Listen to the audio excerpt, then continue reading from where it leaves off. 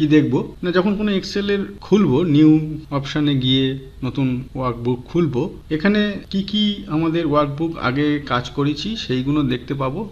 এখানে দেখাবে, এখান থেকে ডাইরেক্টলি কোনো একটাতে ক্লিক করলে সেখান থেকে খুলে যাবে। অথবা যদি কোনো আমাদের ওয়ান ড্রাইভে যদি কোনো সেভ থাকে বা শেয়ার ফাইল থাকে, সেগুলো এখানে দেখিয়ে দেবে। সেগুলো আমরা যদি নেট কানেকশান থাকে, সেগুলো আমরা এখানে ডাইরেক্টলি এখান থেকে ক্লিক করে খুলতে পারবো। এই একটা গেল।